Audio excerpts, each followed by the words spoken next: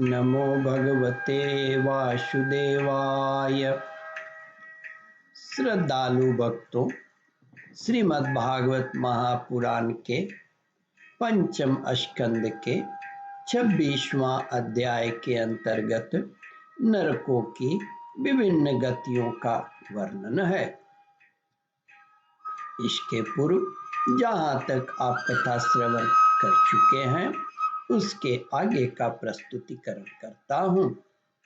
श्री सुखदेव जी कहते हैं, राजन परीक्षित, जो पुरुष इस लोक में नर में घादी के द्वारा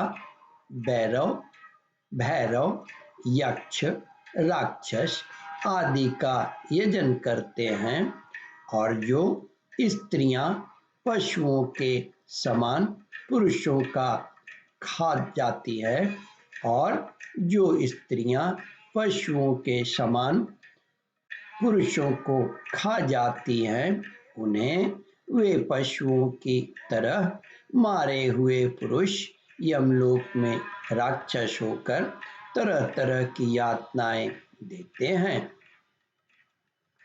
और राक्षसों गणभोजन नामक नरक में कसाईयों के समान कुल्हाड़ी से काट काट कर उसका लहू पीते हैं तथा जिस प्रकार वे मांस भोजी पुरुष इस लोक में उनका मांस भक्षण करके आनंदित होते थे, उसी प्रकार वे भी उनका रक्तपान करते और आनंदित होकर नाचते गाते हैं।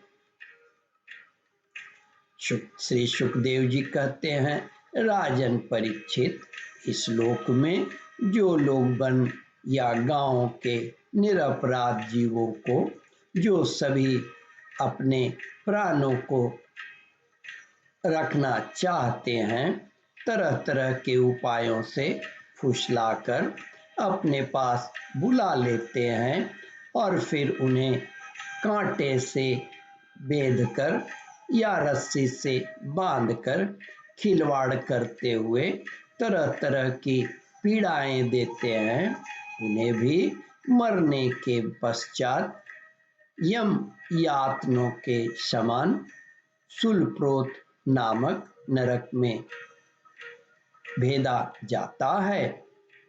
उस समय जब उन्हें भूख प्यास सताती है और कंक, बटेर आदि तीखी चोंचों वाले नरक के भयानक पक्षी नोचने लगते हैं, तब अपने किए हुए सारे पाप याद आ जाते हैं। परीक्षित, इस लोक में जो सर्पों के समान उग्र स्वभाव पुरुष दूसरे जीवों को पीड़ा पहुंचाते हैं, वे मरने पर दंडशूक नाम के नरक में गिरते हैं। वहां 5-5, 7-7 मुख वाले सर्प उनके समीप आकर उन्हें चूहों की तरह निगल जाते हैं। जो व्यक्ति या दूसरे प्राणियों को अंधेरी खत्तियों, कोठों या गुफाओं में डाल देते हैं, उन्हें परलोक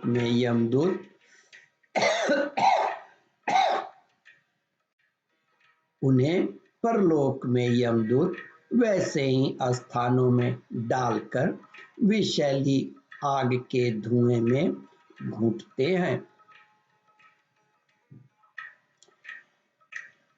स्थानों में डालकर विषैली आग के धुएं में घूंटते हैं। इसलिए इस नरक को अवत निरोधन कहते हैं।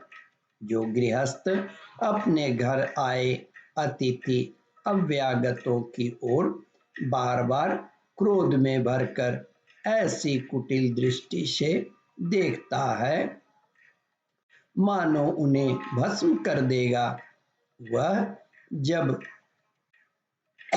नरक में जाता है तब उस पाप दृष्टि के नेत्रों को गिद्ध, कंक, काक और बटेर आदि वज्र की सी कठोर चोंचों वाले पक्षी बलात्कार से निकाल लेते हैं। इस नरक को पर्यावर्तन कहते हैं।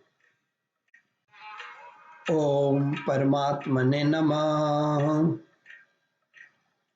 श्रद्धालु भक्तों, इस कथा को ध्यान पूर्वक श्रवण, मनन और इसका चिंतन करें। इस कथामृत का रसास्वादन अपने बंधु बांधवों को भी करावें।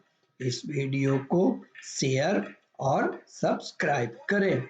ओम परमात्मने नमः।